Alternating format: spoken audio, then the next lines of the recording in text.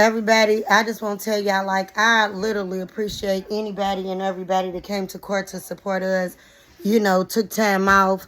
Um, I really appreciate, I just can't say this enough. And they always say, when you are appreciative, let that be as loud. Let your gratitude be loud. So I can't think. I just want to take it back to like when my son passed. I had so many family members over here, so many people. When I tell y'all, I got 1,000 family members. Um, and when I tell y'all, I understand. I know everybody can't come to court. People can't get there. And not only that, I learned people don't have the capacity. People going through their own mental stuff that they can't get there. It's a lot of people that can't. They're going through a lot of people can't sit through the trial and go through and deal with what we went through. We was very strong. So I understand that. And I think Miss Curran said that. So I appreciate her for that. And like she said, a lot of people don't have the capacity.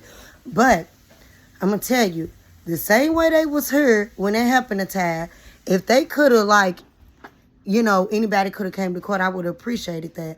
But I do want to highlight Miss Rose. And I even told the news this, and I tell anybody, this lady don't even have justice for her own child. And she been in court for the last 5 years with me every month.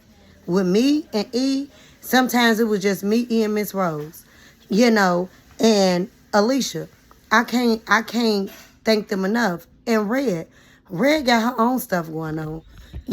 But she have been at court with us so much, it's ridiculous. I just can't thank them enough. All of my friends, my survivor sisters.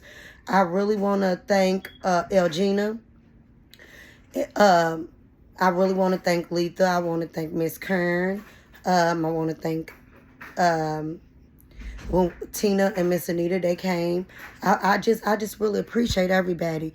Lisa, Cindy, Crystal,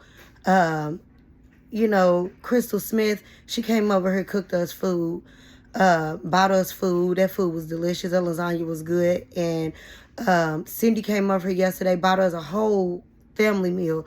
I just really appreciate them. Elgina made me this nice basket with my dog.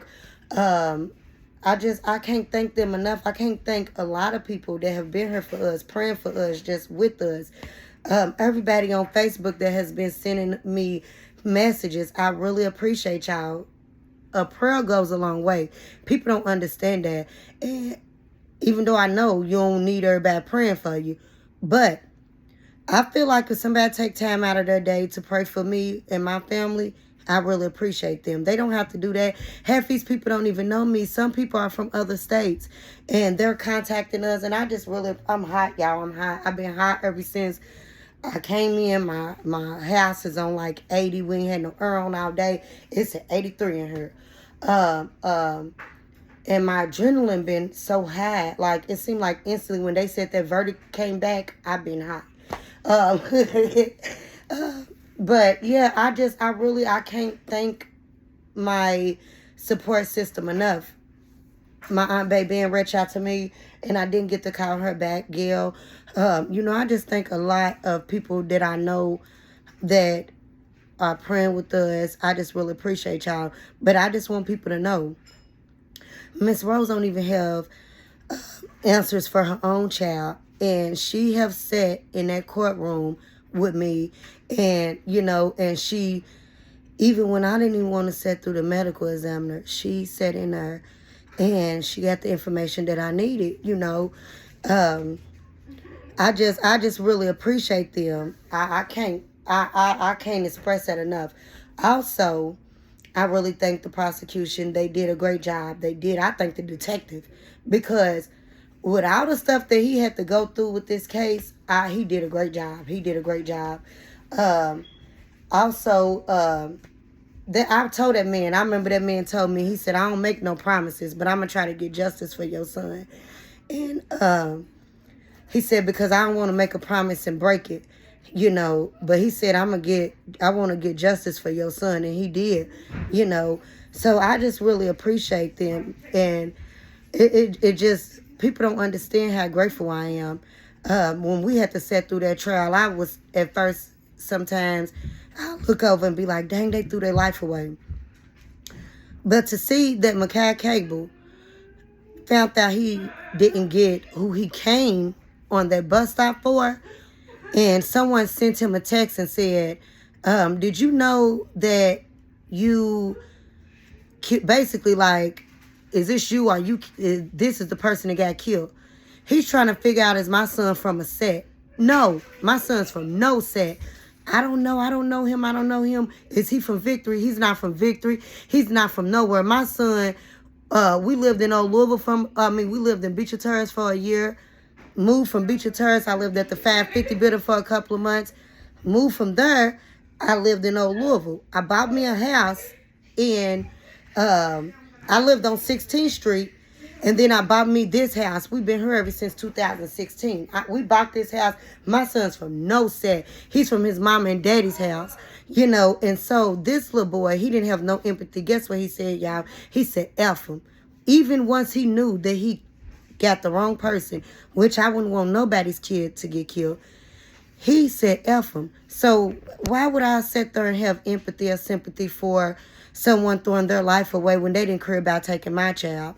You know, that was a plot and a plan to get one individual on that bus stop. Even after my son was gone, they continuously tried. They didn't stop. They still wanted him. And it's nothing in me that no one can make me think. I don't care about them little boys being locked up at the time of his death. I guarantee you, and this is just me, what I think. I guarantee you, and see, I do my research before I speak, so I just don't speak up on anything. I guarantee you that them little boys is tied to that some way. And I'm not saying, I know they didn't do it because they was in jail, but I'm saying this, I guarantee you one of their friends probably did it. I just really believe that, and can't nobody take that from me. I know it probably was a lot of people that was after him, but I know they were. And I know they weren't going to stop. And I know that little boy, Makai Cable, have tried plenty of things to get out of jail. Even at one point, he was trying to, let's be able to get the lawyer change so I'll be able to get my bond money up. You know, things like that. So it's just a lot of stuff that went into that case. It was draining. It still is. We still got to go back tomorrow for penalty phase. But I'm just glad that we do have a verdict.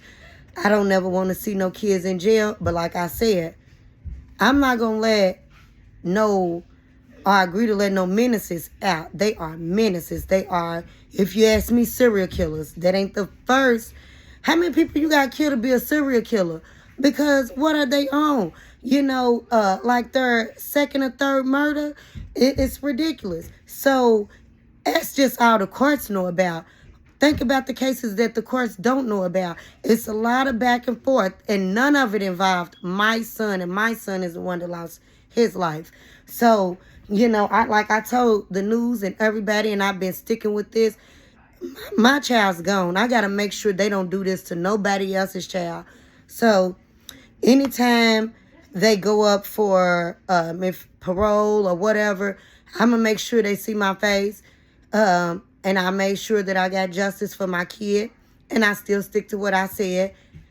Parents got to be involved before your kid go and commit murder. Why, when they murderers and they in trial, now you hear every day. The team, the support system, and everybody should have been there from day one when they first started stealing cars or doing whatever they was doing. Then maybe it wouldn't have escalated to murder.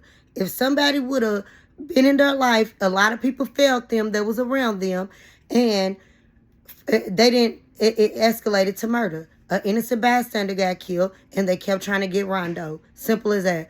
Rondo's family don't want to accept and talk about they don't want nobody to put things on their child. No, your child was a menace. He was a menace. He was out here doing all type of things to people.